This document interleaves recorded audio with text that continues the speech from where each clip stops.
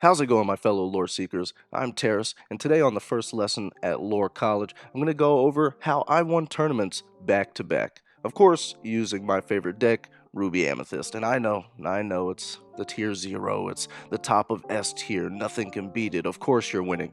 But in my opinion, while it is by far the most consistent deck and the strongest, I believe, and like most people do right now in the meta, there's definitely ways that you can lose matchups you shouldn't be losing, and there are definitely fundamentals that I think a lot of players just don't understand with this deck and also with this game that are causing them, to lose matchups that they shouldn't be losing, and really just not being as consistent as they could be with this deck. So for those that love Ruby Amethyst and love this playstyle and just want to get better overall, this is the video for you, and I'm going to go over some things today that hopefully help you get to that, get to that tier that you want to be at. And now I'm sure you're asking, so are these local tournaments or what, right? Because who cares if it's locals and I'm going up against 6 people and I go 3-0, right? Like, that's pretty good. It's always nice to win locals, right? It's nice to win against your friends or the people that are in your immediate area. But really, like, the examples you want are like, can I beat the people in my city? Can I beat the people that are coming from other cities into mine to play in a much more competitive space? Can I win those? And thankfully, I have 2 examples, right? So recently, there was a Versus in 1K Oviedo, Florida, with 57 players, and I had a record there of 8-0-1. And then I had another one at Nerdy Needs just recently at a 1.4K, Brandon, Florida, 43 players with a record of 7-0-2. I got some pictures here. Top one is from Versus, me and my teammate Mark. I went first place, he went 5th. And then down at the bottom here with our nice new jerseys, my team Lore Seekers, right in the middle, me first place, my guy Jotham to the left of me got 2nd, and my teammate Justin on the right was able to snag 8th place.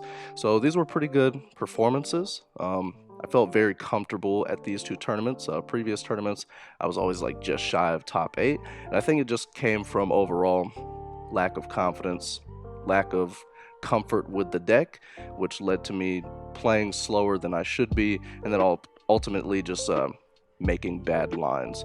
So once I got to this point, I think I honed in the deck and really refined the list.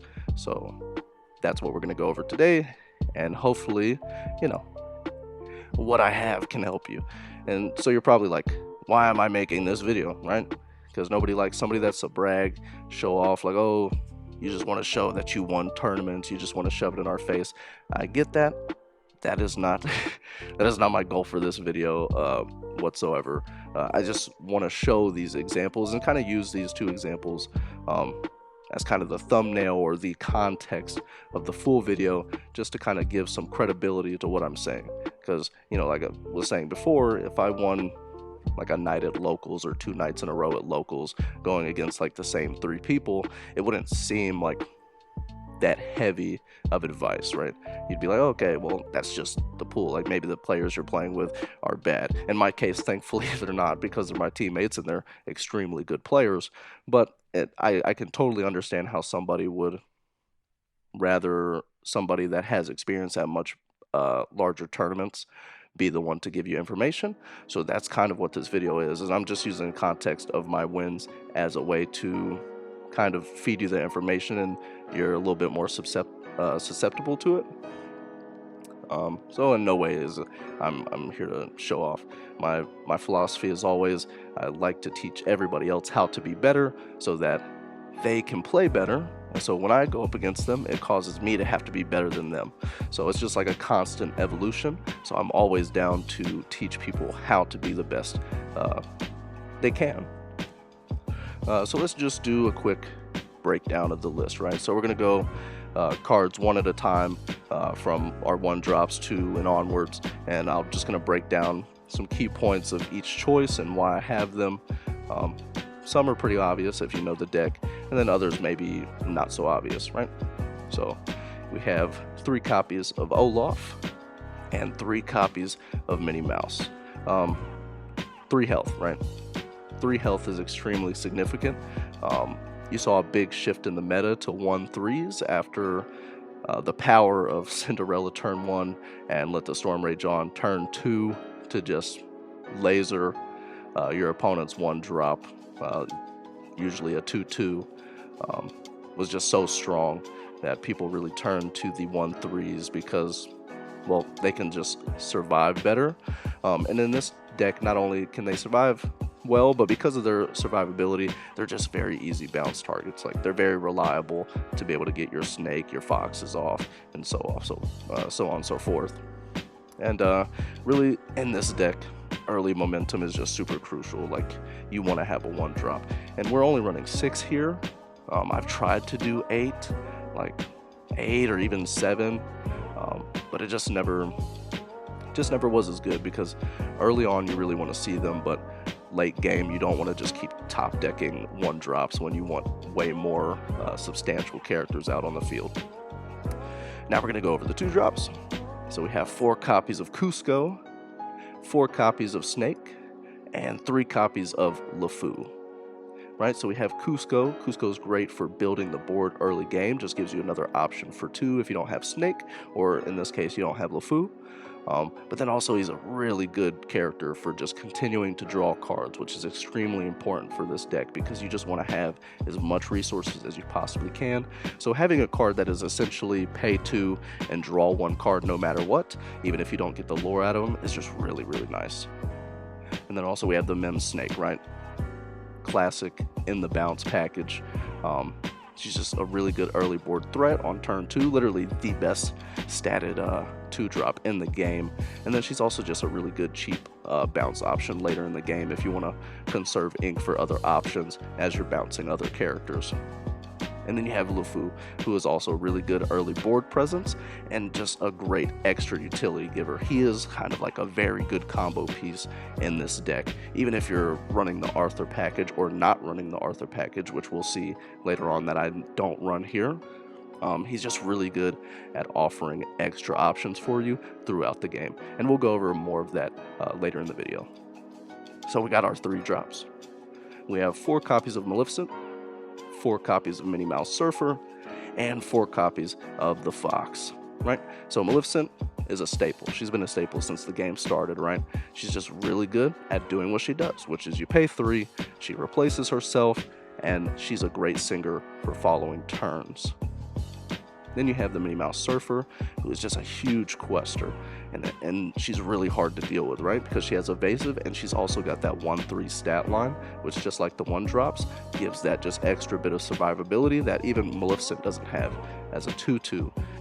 And then you have the Madam Mim Fox, right? Who's just a really good, efficient challenger that you can sneak attack out at any point, and your opponents just always kind of feel like they have to play around her, even if you don't have her in the hand. And so she's really powerful, especially with that 4 strength.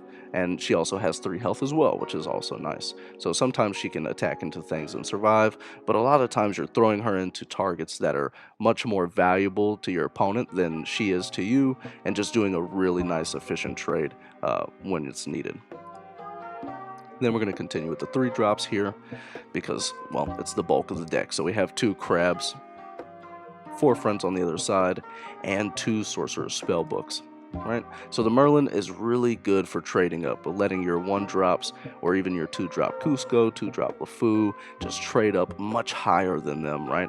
Giving them up to like 4 power, in LeFou's case 5 power, and with that much attack, it can just take out targets that those characters should not be just casually taking out. So he's also a really good sneak attack character, and then also I'll go over another very important use he has in this deck later on. Then we have, our friends on the other side, also a staple since the game started. Just love drawing cards, and the fact that it's a 3-cost singable song, and we have so many 3-drops in this deck, it's very, very likely that you're just going to be singing this all the time and never paying for it. And even if late game you pay 3 to pay for it, I mean, paying 3 to draw 2 cards is just extremely powerful in this game. And then we also have the 2 spellbooks, right? So spellbooks are really good for late game pressure to just put your opponents on a clock and essentially put it down and be like, hey, you have 5 turns to win, or this is my game. And now my personal 3-drop spice in my list is I run a single copy of the Most Diabolical Scheme, right? And I think this card is super underutilized and super overlooked, right? It's singable at 3, and we have a couple villains at 3, right? We have our Maleficent, we have our Fox, and then we also have the Snake, who's a 2-drop. Can't necessarily sing it, but if you have another character on 3, she's right there, right? And it's because we have plenty of expendable villains to use. A lot of the early game characters we're playing are villains, but then we also have a couple villains late game as well that we're going to get to. And it is just good because even with a single copy that I run, you just find it all the time, because this is a deck where you're going to consistently be drawing 30, 40 cards. You're just going to see a lot of your deck throughout every single matchup. So it's very often that you see this card. And even if you don't necessarily need it, but it is a very good tool that feels nice in your hand majority of the time. Right? And so now we're going to go to 4 drops. We have our 4 copies of Merlin Rabbit. We have our 4 copies of Merlin Goat. Right? So Merlin Rabbit is very simple. Drawing cards is just extremely powerful in this game. Card advantage is extremely powerful in this game. And I've seen a lot of lists early on that only ran 3 of them, and that never sat right with me. I always felt like he's just such a powerful card. He's such a necessary card in the mirror too, because sometimes the mirror just comes down to who has more rabbits or who can bounce a rabbit more often than the other player. So having 4 copies and just giving yourself a higher chance to consistently see him is really important. And then of course, the goats, the guaranteed 2 lore game enders, right? Like, no matter what, you're paying 4 to gain 2 lore. God forbid you get to quest with him. God forbid you get to bounce him, right? If you bounce him, the goat is now a guaranteed 4 lore on a single card that your opponent can't stop. They can't stop that amount of lore from being given to you. And my gosh, Goat is crazy. But I feel like same with Spellbook. It's a necessary card in this game because in set 1, games just dragged on so much. You had a lot of people going to time. And so I feel like Goat and Spellbook are extremely necessary game enders and just cards that are meant to push you to that finish line. And then we have our 5-drop. Only 5-drop we have is the 3 copies of Maui here, right? We all love Maui. He's been great since set 1. He destroys everything, pretty much, and is very often a 2-for-1. Sometimes in this deck you can even have him be a 3-for-1, and I mean, if you get him to be more than that, then he's done plenty of work. But most often he's going to be a 2-for-1. You're going to throw him out, he's going to crack something, take it out, and then he'll get hit on the crackback on the following opponent's turn, but we're fine with that. That is his job. He is there to just be very reliable in the challenging aspect. But also, he's a surprisingly great singer, right? Like, if he doesn't have a target to hit, we have cards like Friends on the Other Side that he can sing just super comfortably, or Diabolical, right? Something he can sing very comfortably, and you don't mind putting him, I guess, in a vulnerable state by singing that, because if they swing into him on the following turn, whatever they're swinging into it is going to die as well, or banish Disney, sorry. But Maui, we love Maui. He is what he is, right? Then we have our 6 drops.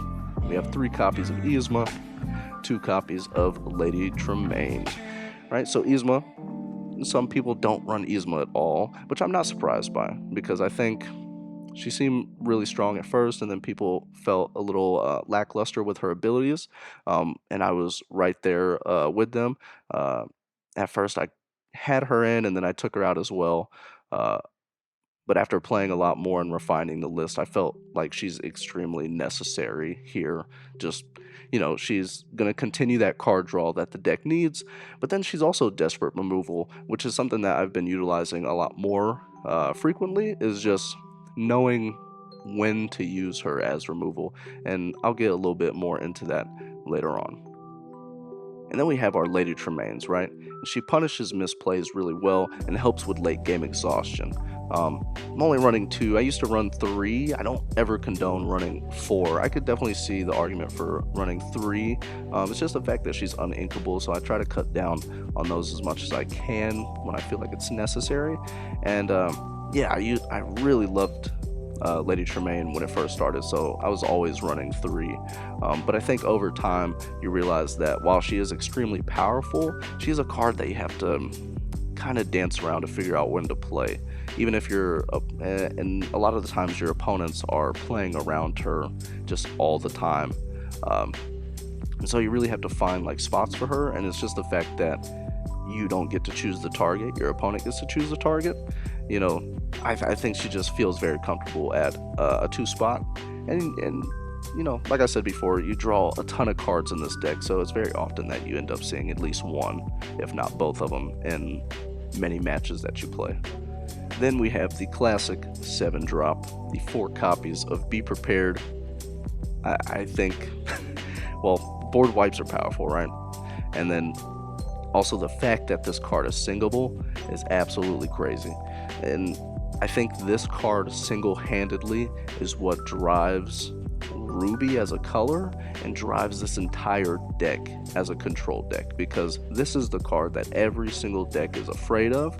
If it's a wheel deck, this is the single card they're trying to get rid of. If this is a discard deck, this is the single card they're trying to discard. And if they're an aggro deck, this is the card that they're trying to race. So that power, just, I don't think anybody overlooks that. It just shapes so much of the game, and so of course you're going to run 4. I don't think running 3 has ever been an option. I know in Ruby Amber Mufasa decks, some people only run 2, and in that deck it makes sense, but in this deck we need it at all times. We need to be seeing it as often and as often as we can, and having that choice when it comes down to it. So yeah, great card. The fact that it's singleable, busted. And then we have our 1 8-drop character. We have 2 copies of Elsa. You know, she's just an insane clutch card. And I know a lot of people kind of go back and forth between their top-end character, characters. I know a lot of people used to run dragons. I used to run dragons. Don't run them anymore. A lot of people are getting off of dragons, which makes sense because of how sped up the meta has got at this point.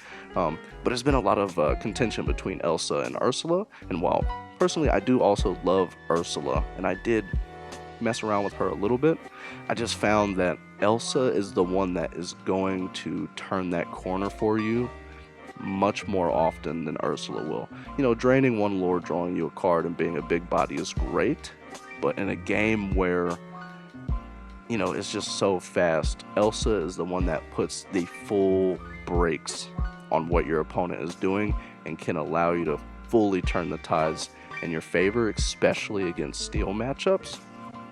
And also the fact that she can sing Be Prepared, which Ursula could as well, is just, it's so good. She is great, and in my opinion, she's a much better option than Ursula.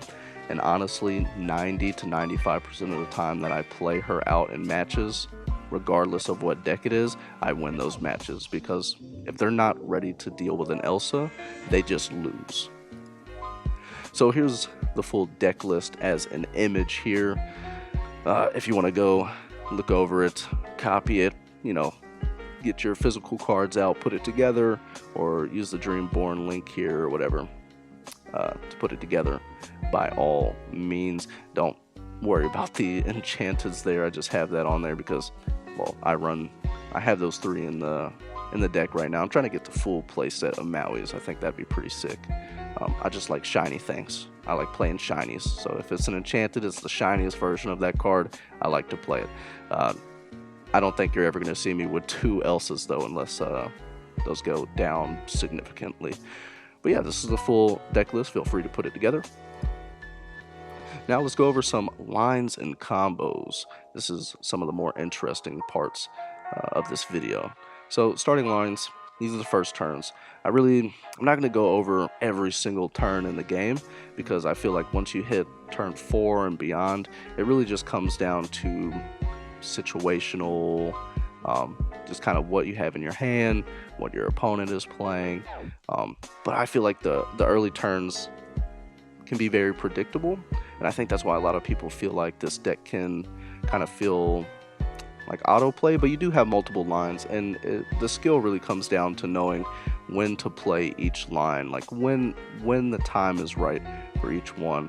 And so I want to go over just kind of the first lines and some of the first turns, just so you can have these in your mind, knowing your matchups and knowing which ones to pick, right? So we have the classic, right? This is your bread and butter, turn 1, turn 2, and you know, it's the turn 1 mini or Olaf, turn 2 snake. You see this so many times in the mirror matches, and even if it's not a mirror match, you just see this turn 1, turn 2 so many times.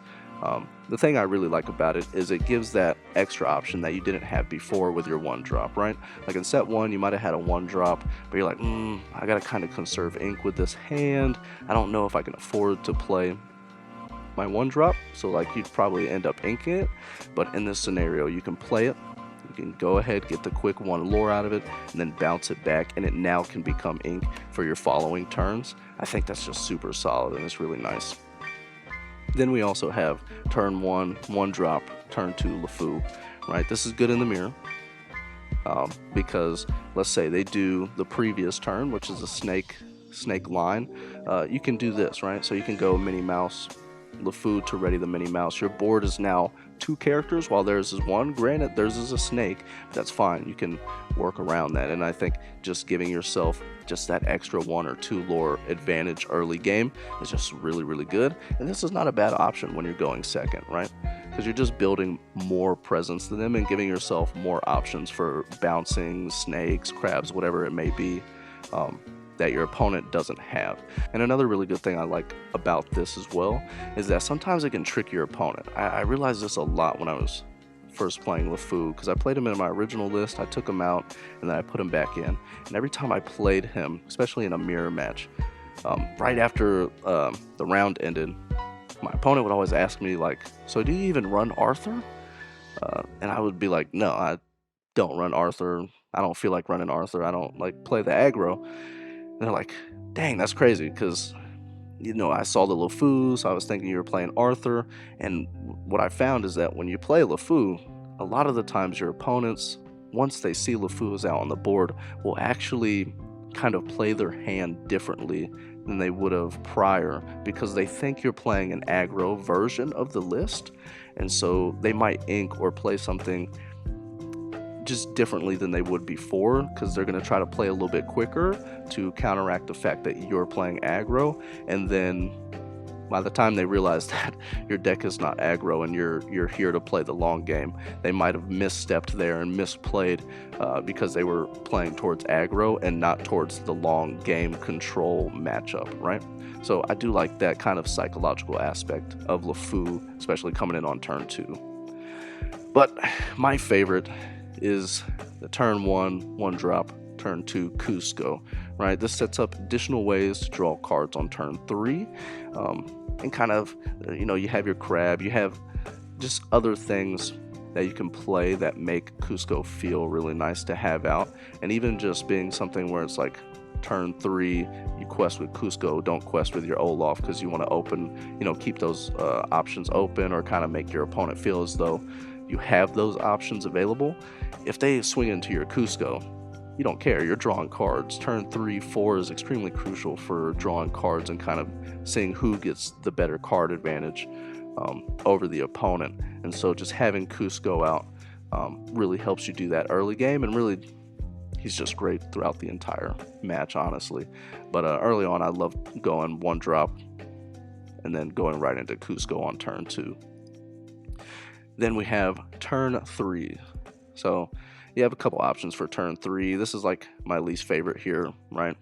So you have your turn 2 snake that you put out, and then turn 3 you can bounce the snake back for the fox. I mean, if you're really low on ink and you really have to play conservatively, this is a line that you can do. I would condone this for, like I have labeled here, aggro matches, right? So if they go turn 1 Lilo, turn 2 Simba, and then they quest out, going snake into the Simba and then bouncing the snake back for fox to take out the Lilo, I think is a pretty solid line, and something that if they just weren't even thinking about it, like I think most people expect what the next turn 3 option is.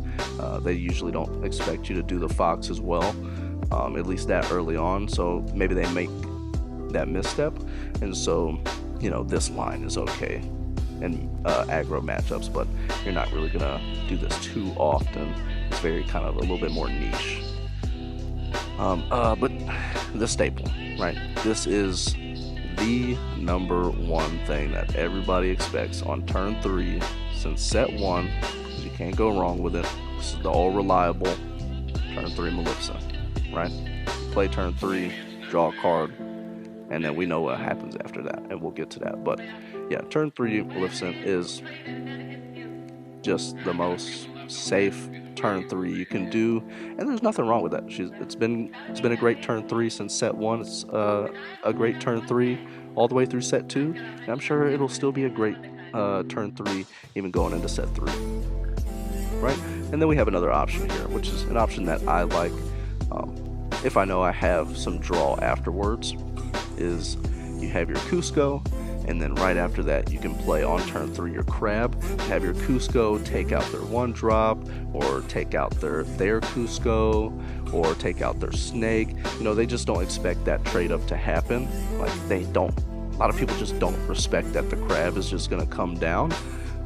So being able to have the Cusco trade up or just trade into the Olaf or the Minnie Mouse extremely efficiently and still survive, it's just really nice because it helps you swing that tempo, and it lets you kind of do something that they didn't expect. And if you do trade up, you get a card out of it at the same time while getting a body of theirs off of the board. It's just good. It's just very valuable. Turn 3 continued here. Our good old Minnie Mouse Surfer, right?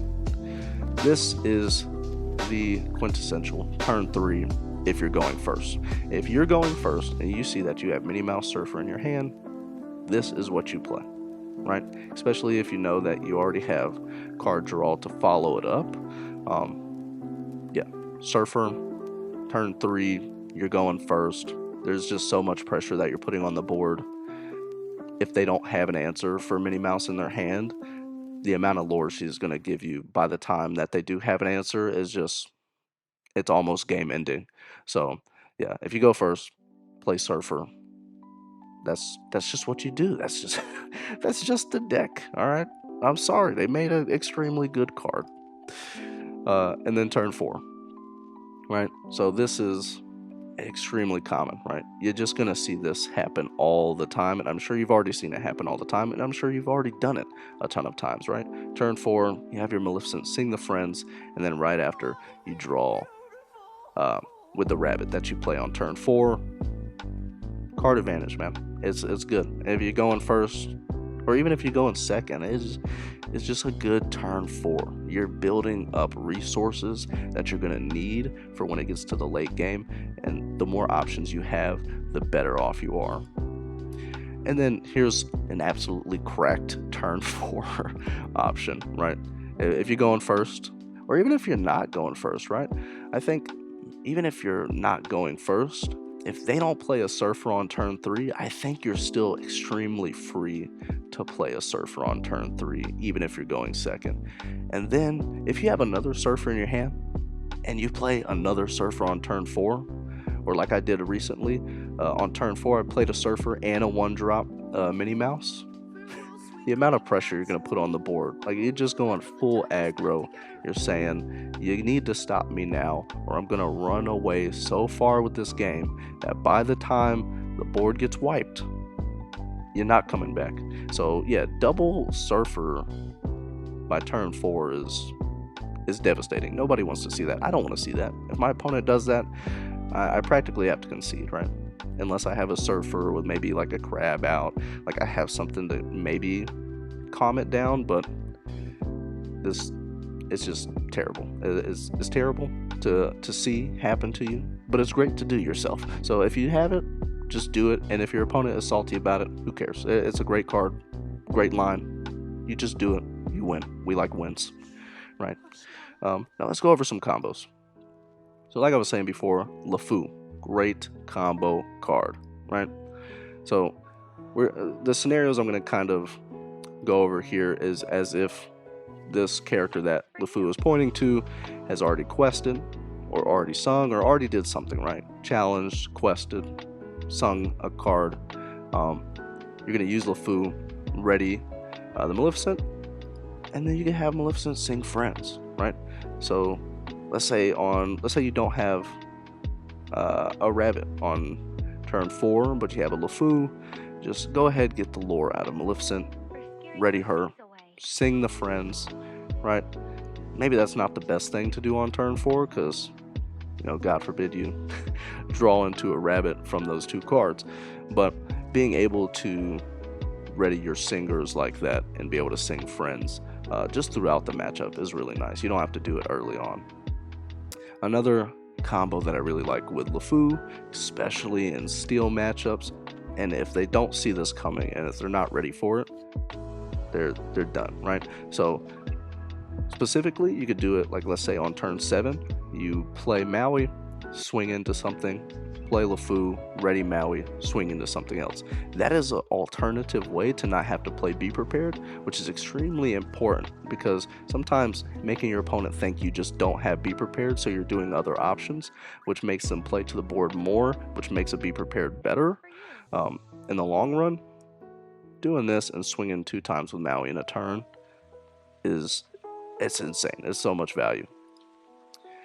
And then also, something I love to do, and players just don't think about it, and every time I do it, the opponent is like, damn, I did not think about that, is, let's say you played an Elsa out on turn 8.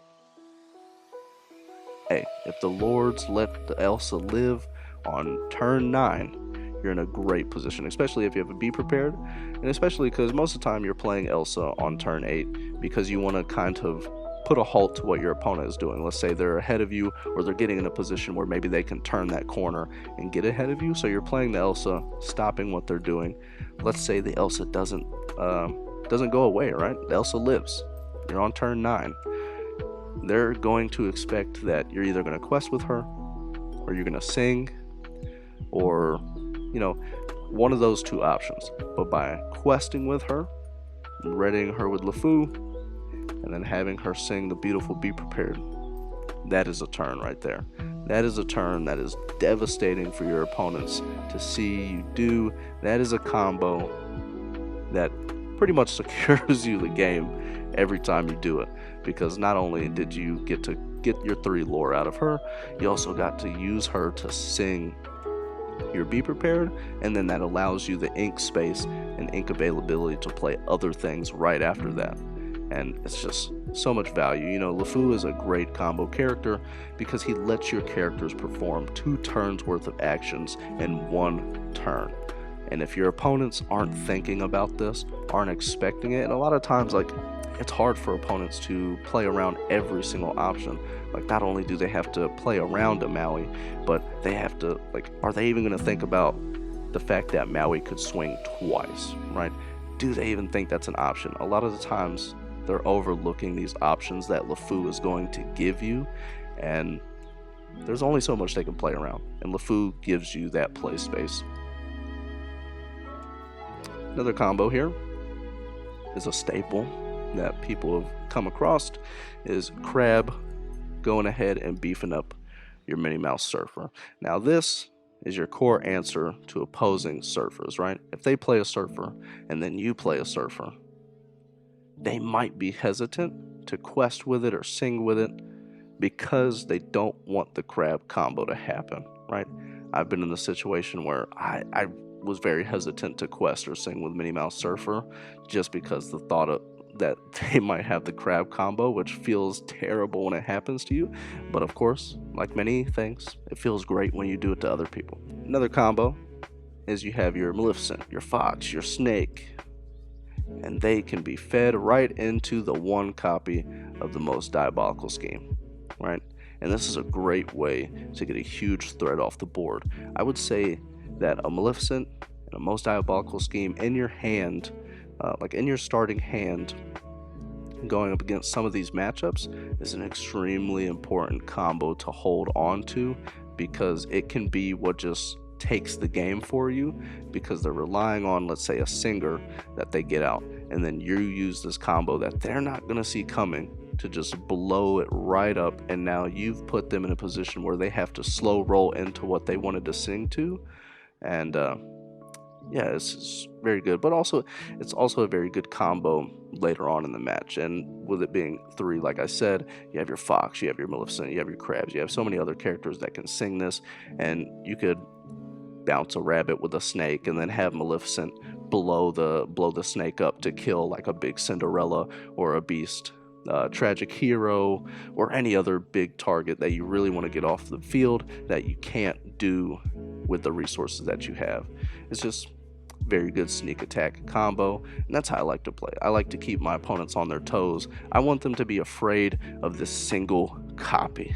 I want them to be afraid of this one card, and it happens every single time where opponents just do not want me to have this card in their hand, like in my hand, because it will just completely halt what they're doing. So if you do want to run the one copy and use my list and run the one copy, keep this combo in mind and hold on to it and just wait for a really good target. It'll happen, and you'll be surprised by how often you see this one card. It's kind of crazy. So let's go over some general piloting tips for the deck, right? Tip 1. Don't forget shifting exists. This was something that, I'm not even going to lie, when I was first playing with this deck, and I feel like is the reason why maybe the games were a little bit longer than they should have, or my lines weren't as efficient, is because I totally forgot. For whatever reason, even though it's blatantly right there on the card, and I've talked to other players as well that started playing this deck and getting into and trying to learn it, that for whatever reason we've all forgotten that these cards have shift on them. And I think it's because we get so used to having a small shift target that we shift onto on curve, and in this list you're not running anything. Like, you're not running, nobody runs the little Tremaine, nobody really runs little Yzma, and nobody runs like little Elsa. So your brain's not even thinking about the fact that these characters can shift onto themselves. And yeah, so keeping that in mind, especially with Lady Tremaine, which is I think the most common shifting scenario, is super key, and it'll help you in a lot of situations simply because you're reducing the cost of instead of just playing it straight out, which lets you play something else as well during that turn, which can be really, really important. Tip 2, abuse the rabbit, right? Drawing cards is what's going to win you games. Having 20 cards in your hand, probably not going to have 20 cards. If you do, that's insane. But having a ton of cards in your hand compared to your opponent is what is going to win you many, many games, because having more options, having more choices to deal with whatever problems they put out for you is what's going to give you the advantage. So a lot of times players will watch me play like at a tournament or whatever, and then afterwards be like, man, I honestly, like, you were bouncing that rabbit so much, and I never thought to just constantly be bouncing him over and over again every single turn that you could. So yeah, just bouncing the rabbit consistently over and over again. Like, you want a single rabbit card to draw you as many cards as possible until it gets removed. Like, you don't want to rely on playing a rabbit, then playing another rabbit, and then hopefully getting another one. You want a single rabbit to draw you at least like 4 or 5 cards, right? That is a great rabbit. And if you get the rabbit to do that, you're in a position to win many, many times. Tip 3, switch to aggro if you need to. That's something I really like about this list that I put together is, of course, you have your standard 1-drops, but you have multiple options for turn 2s. You have your snakes, you have your Cuscos, you have your LeFou, right? And then you also have the Minnie Mouse Surfer. And like I said earlier, when I had a match where it was turn 4, I went Surfer, 1-drop Minnie Mouse, just because I realized my opponent was in a position where they had to play slowly because maybe their hand just didn't have that speed that they needed. And there is nothing wrong with just flooding the board with a ton of 1 and 2 drop characters, right? And just getting as much lore in as you can early on. And this is an aggro strategy where a lot of your 1 drops are going to survive. And if your Cusco dies, he's drawing you another card, so it doesn't matter. Your LeFou is keeping your other characters safe, right? Like, so you can quest with the mini, make the mini safe. It's just very good. And with this list, if you need to turn that curve and go just straight aggro, you have kind of a way to do that. You don't have a turn of like 2 lore, 3 lore characters, but you don't need that. This deck just needs to get the momentum and get everything moving so that by the time you get into late game, you're hitting that 14, 15 lore threshold, and then the game is just yours. Tip 4, try not to play Be Prepared first, right? Then the caveat, unless you get to sing it, right? Be Prepared is a great card, and a lot of times you are going to play it on curve. But if you find situations where maybe like you want to get rid of majority of the board, but you realize you can only get rid of half or so, if they're not at a significant lore lead, I would say just mediate the board while building your own and putting them in a position where they feel like they need to play the board wipe. Because in a lot of cases, if they play the board wipe first and you have, like, let's say a follow-up Rabbit, a follow-up Maleficent, or even a follow-up Friends, you're just in such a good position, and that is not a position you want to put your opponents in. So unless, and this mainly goes for like the mirror matches, right? But if you're going against like Amber Steel or whatever, yeah, by all means play it on curve. But if you're going against somebody that is also playing Be Prepared, it is always crucial to have them play it first. Unless, like I said, you get to sing it, then it doesn't matter because it was free and you can just play all your post Be Prepared stuff the same turn anyways. But yeah, if they have to hard cast it before you have to hard cast it, you're in a winning position because they now have to react to everything you do. So keep that in mind. Tip number 5. Certain cards aren't their strongest on curve, right? So here's some examples. We have Lady Tremaine, we have the Goat, we have the Spellbook, right? These are very strong cards, very crucial cards in this list that you really do want to play, but in a lot of cases, playing them on curve just is not the most efficient time to be playing them, right? Like, if we look at Spellbook, playing Spellbook on 3 just sounds terrible. It just sounds really bad. If your only option for 3 is to play Spellbook, honestly, I'd rather just play a 2-drop, or I'd just rather just play off curve at that point. Like, Spellbook on 3 is not going to do anything, especially if you're going up against Steel and their follow-up turn is to just drop a Benja, right? Feels bad, feels terrible. Your board is small because you wanted to play a Spellbook. The Goat, same scenario. 2 lore on turn 4, right? 2 lore represented by, like, with your turn 4 Goat is not terrible. But we'd rather be doing other things turn 4. We'd rather be getting a Rabbit out, or playing another Maleficent, or drawing 2 cards and playing like a Surfer or something. Like, we'd rather be doing something else than a Goat. A lot of the times you're going to just be inking Goat early on because Goat is more so of a closure character. Same with the Spellbook card. These are cards that are much better late in the game when you've gotten to that 14, 15 lore threshold, and you're just going to drop either one of these and put your opponent in a space where they have to come up with a crazy way to win before you do, or they're going to lose. That is when these cards are their most powerful. And then when it comes to Lady Tremaine, I mean, if the board is in a position where you can take out a very crucial character on curve on 6, by all means, play Lady Tremaine. But a lot of times I realize that Tremaine is kind of a character that you sit on and you kind of wait for like the right moment.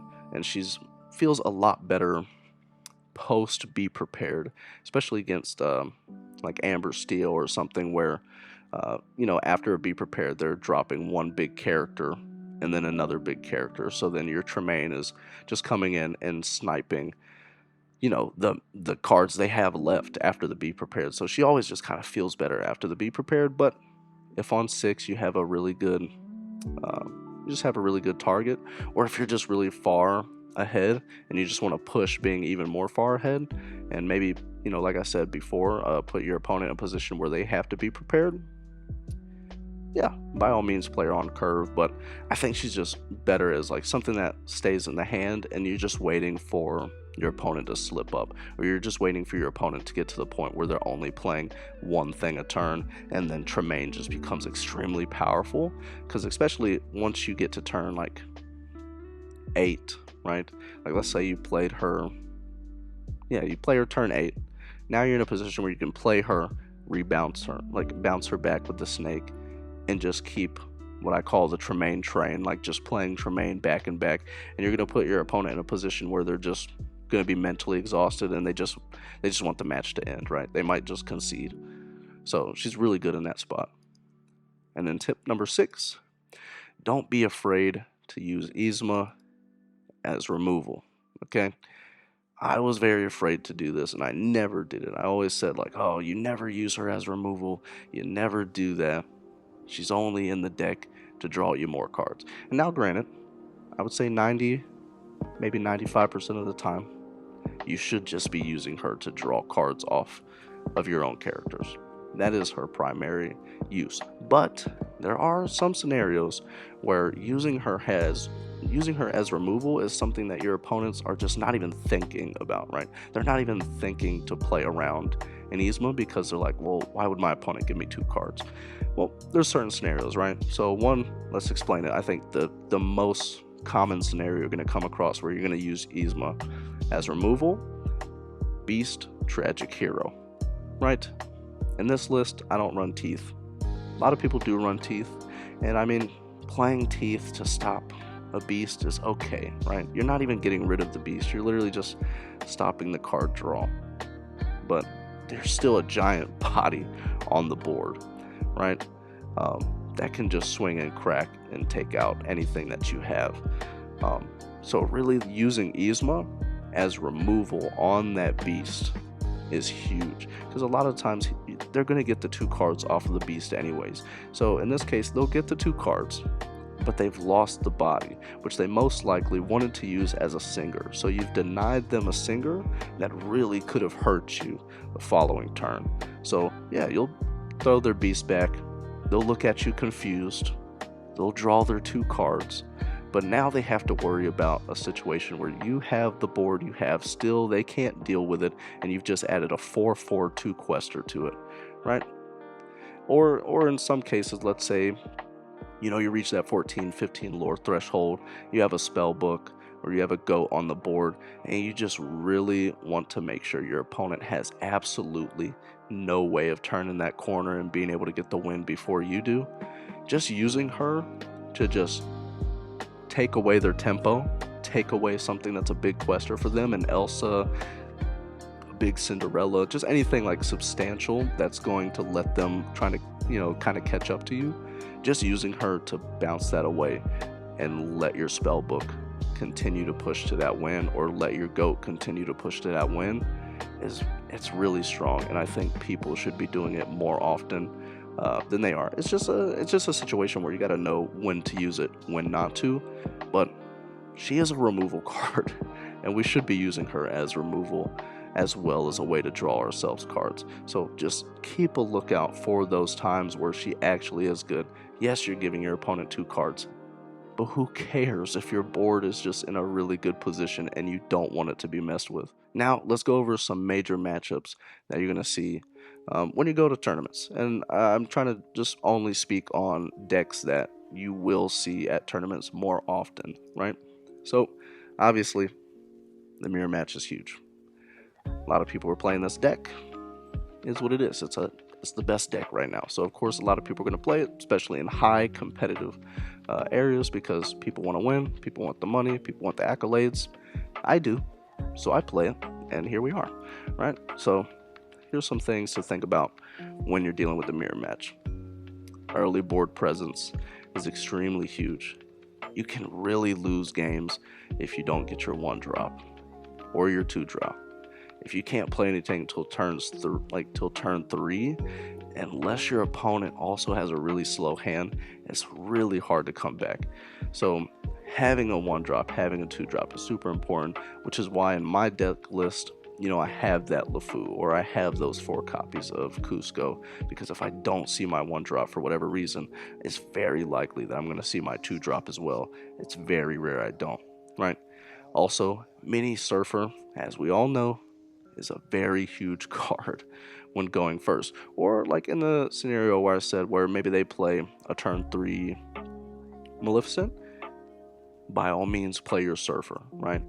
Get that lore swing, get that tempo swing early on, because it's going to count for a lot when the game gets to post Be Prepared. So Mini Surfer is really huge, especially when going first. It can almost be an automatic win, but she can be very good when going second as well. Card advantage is a must, right? You need to be drawing just as many, if not more, cards than your opponent. So that's like the tip I was saying earlier. Abuse the rabbit. Draw as much as you possibly can off of that rabbit. Maybe you'll miss out on a lore here or there while you're doing it, or you don't get to play one extra character that turn or whatever. Drawing cards and just having more options than your opponent once you get to the drag out part of the match is super important. You need as many options as you can get. And then also, like I said earlier, force them to play the Be Prepared first. Sometimes you're just going to have to play it yourself. It is what it is, right? Maybe they just don't have it, or they're smart as well and they don't want to play it, right? So it's a kind of that dance, and you want to find and get yourself in a scenario where you can force them to play it, but it's not going to ruin you, right? Like, okay, I've gotten a good amount from my board, so if it gets wiped, it's okay. I have my rabbit and everything to get me back up afterwards. But yeah, it's kind of that dance, and you got to kind of figure out how to get them to play it first. And then also 15 lore is the magic number to secure the victory. Essentially, anytime you have this mirror match, whoever gets to 15 first, unless for whatever reason they're just spamming an Ursula or something and keeping you from it, but whoever gets to 15 lore first is guaranteed to be the winner. I think it just makes your success rate in that match go to 90%. There's nothing they can do, because let's say you have a goat and then you bounce it. That's now going to push you to 19, just that one goat alone. And it's like, how can they beat that, right? And then also Spellbook, you're putting them on a 5-6 turn clock, and that's not even accounting for any other characters that you play. That is strictly just the Spellbook. So yeah, it's all about leveraging yourself and trying to get to that 15 lore spot before they get there. And then I'm just gonna, for each of these matchups, just have some cards I feel like are really key in the matchups. Not necessarily meaning these are the only cards that are good in these matchups. They're just, kind of there for representation. On to the next one. We have Sapphire Steel. To me, I feel like this is the second best deck right now in the meta, and it can be very tricky to go against if you're not used to the matchup. And because this deck, if it runs, and it runs like it should, it can run away with the match very, very easily. It's super scary. So you got to kind of know how to navigate it, right? So here's some of my tips. I would say that you need to leverage your 3 power characters, right? Your 3 willpower characters. All your 1-drops, your crabs, your anything with 3 health. Very, very important. Leverage them because they're playing steel. Their primary way of getting rid of your characters is going to be grab your swords. It's going to be Tinkerbell. I mean, if they have the Tinkerbell grab your swords combo, then they have it, right? That combo messes up every deck they go up against. It's just very good. But they don't have it all the time. So you need to leverage all your characters that have 3 willpower and just get as many of them on the board as you can. Also, don't be afraid to draw cards. Unless you know that a whole new world is about to happen, don't be afraid to draw your cards so that you can get maybe some more characters that are nice to get out on the field before that wheel happens. I'm always drawing cards as if I'm just playing my deck normally, and then if they make it super obvious that they're about to wheel, I'll stop drawing cards. Or, for instance, let's say they purposely start attacking and taking out your characters that draw you cards at the beginning of their turn, just don't draw. Just say no. Just say no. In that case, just say no. Don't draw the cards. They're about to wheel. They're about to play the whole new world. So let them take those characters out. Waste their resources. Don't quit. Like, they're essentially not questing or using resources to get rid of these characters. Let them do it. Don't draw cards, and then let the wheel happen, right? And then if your starting hand allows it, keep the most diabolical in your hand, especially if you have like a Maleficent, or even if you have a snake or a fox. Like, if you have one of those three and you have most diabolical in your hand, and I would recommend only do this if the rest of the cards in your hand are also inkable. But if that is the case, keep diabolical in your hand, because what they're going to do is ramp up and play like a singer. Let's say they're going to play Beast Tragic Hero.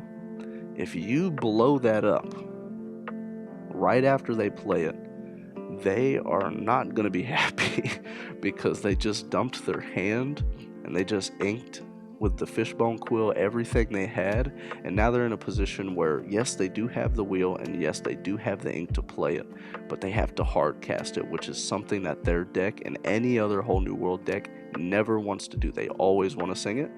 So if you have the combo available in your starting hand to most diabolical their singer away, keep it. It's very good. And then yeah, even if it's only one or two characters, use your Be Prepared. If you know the wheel is coming, there's no reason why you shouldn't just use it, right? If you have the ink to use it, quest with your characters, blow away their board. Once again, you don't want them singing a whole new world. And also, if they're going to wheel your Be Prepareds away, you might as well use them, right? They might as well get use rather than just being discarded. And maybe there's cases where you don't need to blow up the board. But I just like using them because it just gets it out of the way. And I want them to be used rather than discarded throughout the entire match. And, it just all goes down to making their whole new world as inefficient as possible. You want them to hard cast it. You don't want them to sing it. And then also, you want to have less cards in your hand than them. Just start dumping characters out on the board that you're just going to turn sideways and quest with. You want to always have just not enough cards in your hand for them to feel happy to wheel it. And it doesn't even matter if they don't wheel it and they're like, okay, well, he's only got 2 cards and I got 4. I don't need to play the whole new world. I'm fine, because your deck has the ability to just get a whole new 3-4 cards in one turn out of nowhere at any point. It doesn't matter, right? Your card quality is just better than theirs over the long term. So just make that wheel just super inefficient for them. Here's your 1-drops, your 3 willpower characters, and your most diabolical. Then we have the Amethyst Steel matchup. I think this deck is very strong and very scary, especially if there's a pilot that knows what they're doing. So in this matchup, you just want to make sure you're doing very efficient trades, right? You just want to make sure that you're clearing characters that they're playing while not taking out your characters in the process. And if you are taking out your characters in the process, you just want to make sure that it's a very valuable trade for you, because the thing is, once again, you have better overall card quality than them, but you need them to not have resources, right? You need to keep them down and out while you're building up. So your 1/3s are pretty good here too, to sneak in and kind of get some lore in. Just because they're steel, they have to try to chip them away. So having tons of card advantage is necessary. It's the same deal with the mirror match. Draw as many cards as you can, because they can also do the same thing. And so whoever has more options is just going to win, right?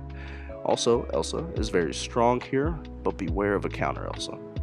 You might not know if they're running Elsa. Maybe they do, some might, some might run Ursula, some might run Elsa. Elsa is super strong here just because their primary removal is steel, and Elsa has a lot of health, but you gotta be careful about the counter Elsas. But you could have a waifu to help out with that, just to re-ready your Elsa, maybe sing Be Prepared after that, then just rebuild your board. But you want to watch out for the counter Elsa. If they play Elsa first, that's kind of what you want. It's kind of like a dance, similar to Be Prepared. They play Elsa, then you play Elsa. You're in a better spot unless somehow, God forbid, they have a second Elsa in their hand. But most of the time, they're going to play their one copy of Elsa, then you play your copy of Elsa. It's just kind of, like I said, similar dance would Be Prepared. You don't really want to play it first. You want them to play it, unless you're in a position where you know, like, you're just going to win. If you do it, it doesn't matter if they play an Elsa. And then also, slam goats and spell books the moment there's space for them. You want to get goats out and your spell books out before they do, because they also have them, right? So it's going to feel really bad if y'all are kind of at a standstill and then they get a spell book or they start bouncing goats before you do, and even though you have them in your hand, you're like, oh, maybe not yet, maybe not yet. If there's downtime to do that, drop them and let them start pushing, because your opponent has the resources to do the same thing. So if you can do it before them, you're going to be in a better position. And then of course, Sames, Maui's here. I didn't really speak on Maui, but he kind of goes to the efficient trades. I think anytime you have a steel matchup, Maui is just great at coming in and taking out their beasts, taking out their Tinkerbells, or whatever big characters, their Hercules, stuff that you don't want them to keep on the board. Maui's good for those efficient trades, like I was saying earlier. Amber Steel. Right, so this is very similar gameplay in the Sapphire Steel matchup, mainly because they're also playing a whole new world. So a lot of the things I said for the Sapphire Steel applies right here. The major difference, and the reason why I feel like Amber Steel is less powerful than Amethyst and Sapphire Steel, is because they're not very good at rebuilding the board after Be Prepared compared to the other two decks. One, because Amethyst Steel just keeps drawing cards, doesn't have to rely on the wheel, can just keep drawing cards and they're playing characters that to the board that are keep drawing them cards, same as you are. So they have a way of just keep recycling and keep building up. And then Sapphire Steel just has so much ramp that even after Be Prepared, if they still have cards in their hand, they can play pretty much every card in their hand if they want to. So in Amber Steel, it's just really important to kind of have a lot of that early game kind of same mentality that you have for the Sapphire Steel matchup, except once you get to the Be Prepared, you just want to get them into a situation where you're exhausting their resources, right? They're playing a big Tinkerbell, you play a Tremaine, they play this, you bounce Tremaine, bring it back, right? You're doing these things, you're just going to exhaust them to where they have nothing, and then you just go wide and you just win, right?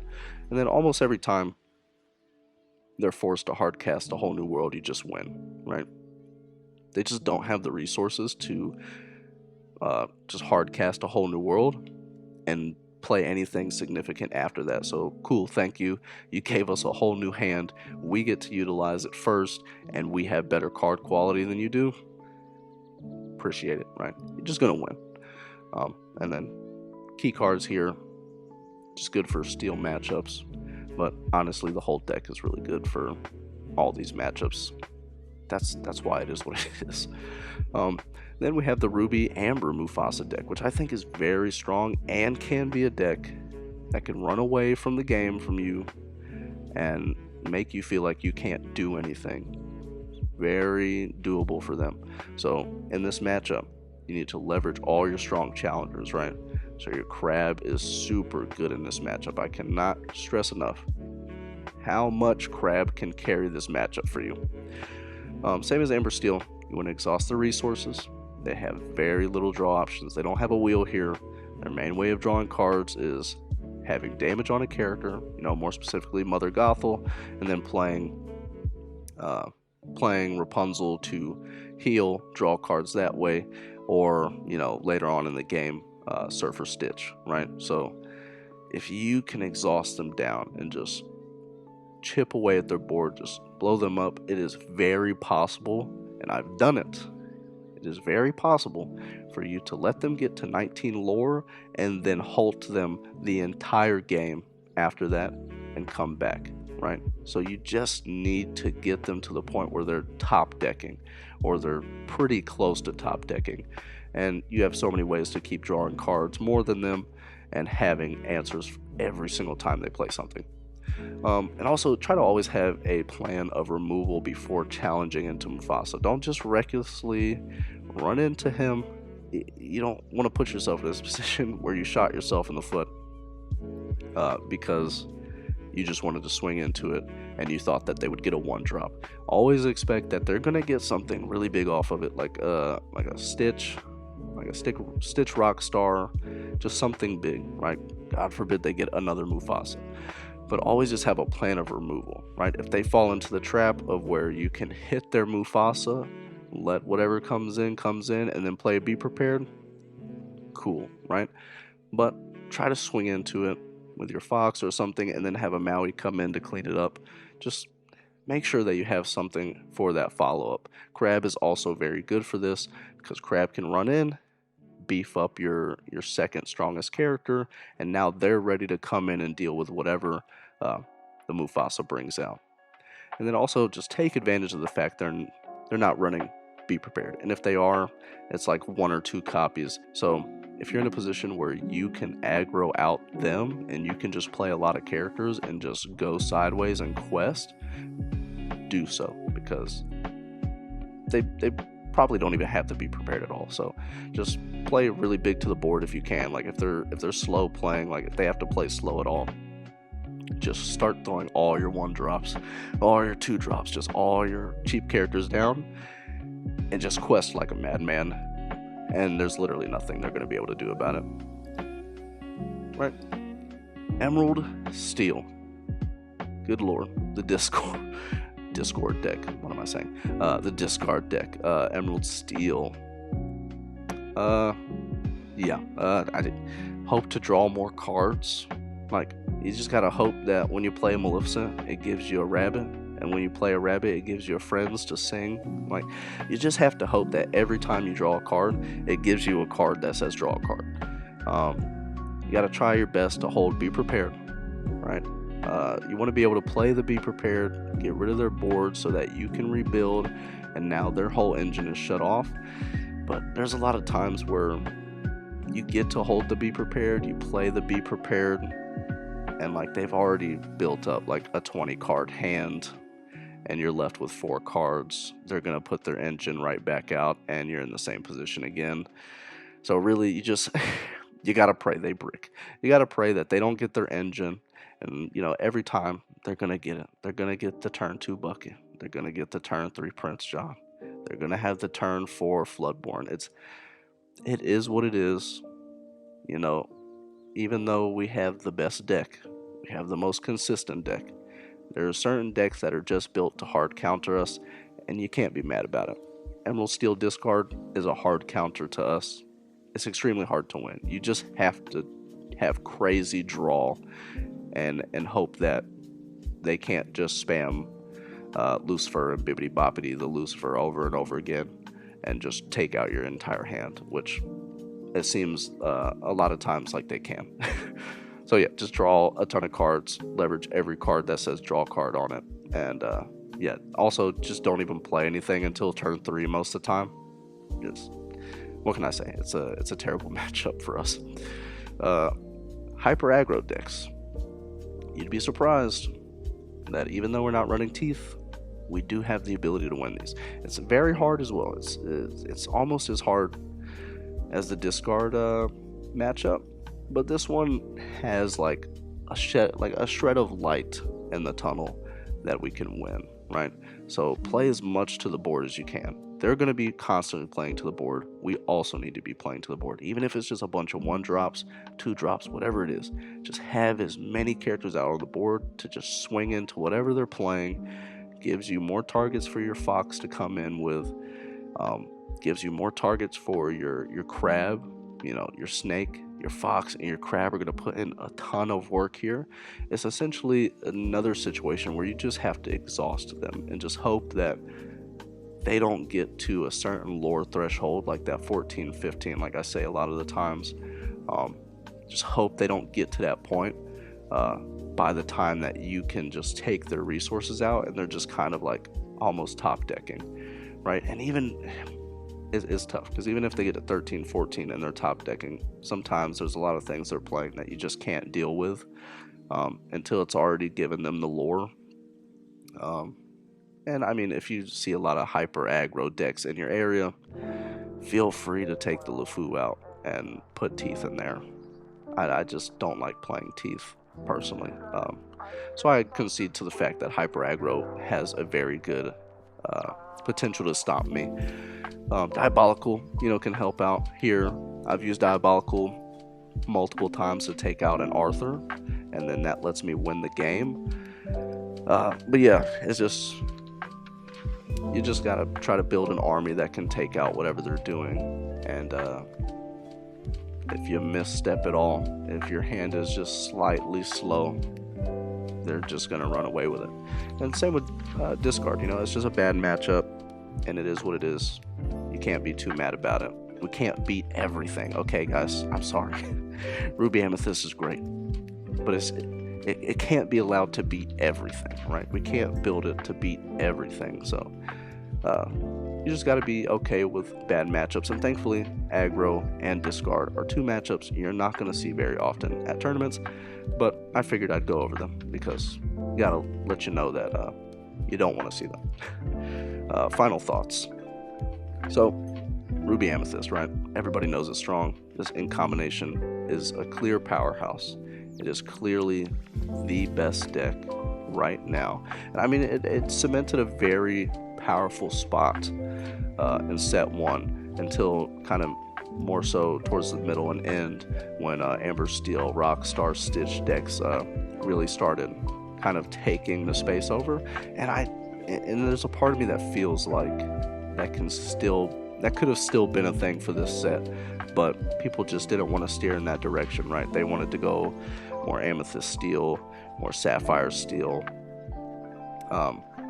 When I feel like aggro, they could have just built the aggro Stitch deck again and stopped fighting amongst each other with all those other Steel decks, and they probably could have given Ruby Amethyst a run for its money. Granted, the bounce package is just kind of crazy. It is extremely strong, and I don't see it going away at all. And here's a picture of my list again. And yeah, I mean, the thing is, we'll go over some stuff, right? Ruby, the removal is clear cut. That's why I love Ruby. It's not like a Steel where you kind of have to think a little bit more. And yeah, I'm sure that sounds like, oh, you're playing with your brain turned off. But I just like playing things that are immediate and are solid. Like, it's a solidified answer. And Ruby is built for solidified answers that say, when I play this, it is going to do immediately what I want it to do, right? It's not a build up. It's not a thing I have to combo with. I don't have to chip here, chip there, play this, and then do that. It is literally just, I'm going to play this. I'm going to remove that. And that is what Ruby is really good for.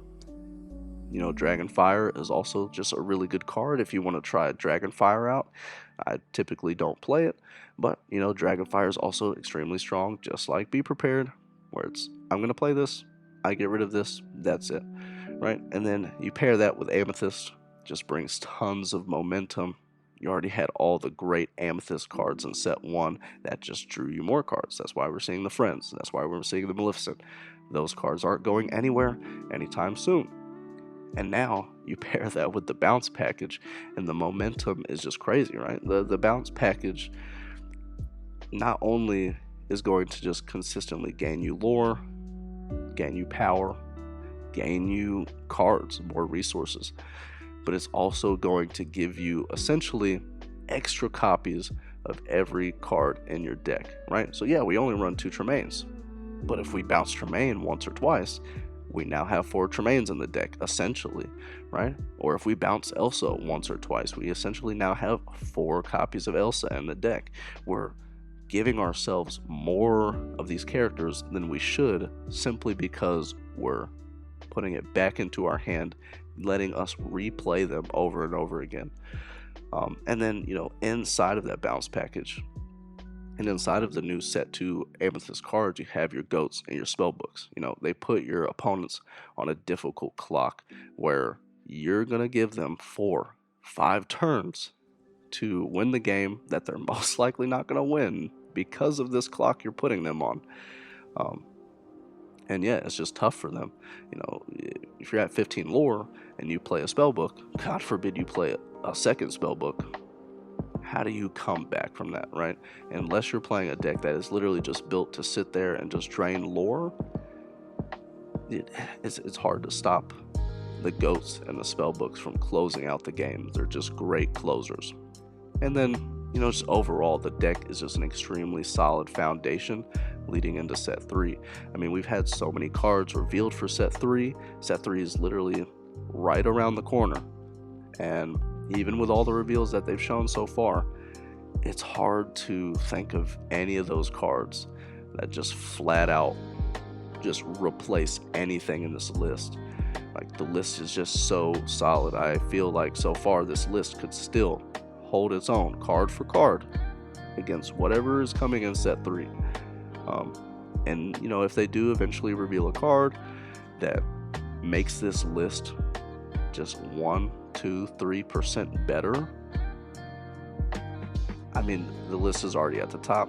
It's going to stay at the top. Set 3 is all going to be about, can there be other decks that can match this top tier S deck, like this top S tier deck, right? This is the deck everything has to try to move up to, and it definitely could happen. And I would love to see that in set 3, because I think the more competition, the better. Like, I want the control deck to really be tested as much as it possibly can, because that's what's going to help you, and help us really refine the list. But right now, this list is just so solid that I'd be interested to see if anything in set 3 is just going to straight up hard replace it, while also being able to deal with 90% of other decks. It'd be very surprising if that is the case. But, oh my lord, we're at the end, guys. Go win some tournaments. I hope that there was some information in here that can help you in your local games, maybe just your casual friendly games, Pixelborn, or at the big tournaments. I would love to see you guys later on be able to comment down below and be like, hey, I just used your list, or I just used a slight variant of your list and was able to win this tournament, was able to win that tournament, or I got second, or I got top 8. I would love to see that, and I hope that some information that I gave you can help you today. Sorry if this seemed a little bit disjointed, or if I was a little slow here or there, or I got tripped up a little bit. This is my first time doing this in this format, but we're going to keep getting better at it. But definitely I want you to hopefully be able to grab some important information out of this, or some cool ideas, and be able to apply it to your own gameplay, your own strategies, and win some tournaments. I can't be the only one winning out here. We need everybody to be winning. Also, make sure to go like and subscribe to this channel, follow the socials, right? My team, Lore Seekers, we have an Instagram, Lore Seekers Pro, if you want to keep up with the team. We're here in Florida. Kind of follow us, see our journey, and then maybe be a part of it as well. Go ahead, follow that. Terrace.black is my personal Instagram.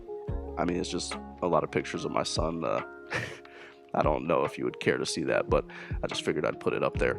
And then also we have a Discord for Lore Seekers as well. This started out as a community that I put together, and great people that I've met while playing this game. We kind of built it up into what it is right now, and then it eventually led into us having our own professional team. But yeah, we have the Discord. It's mainly a lot of Florida people, so definitely if you're in Florida, please join. But at this point, I mean, hey, if anybody wants to come in, it's just a very solid and very well put together Discord for Lorcana. I know there's other ones. I'm a part of those as well. But yeah, this is an awesome one. It'd be cool to see you there. So the links for all of this will be down in the description below. Thank you guys for watching the video. Once again, I am Terrace Black, and I hope I was able to give you some cool information. I'll see you on the next class here at Lore College. Thank you.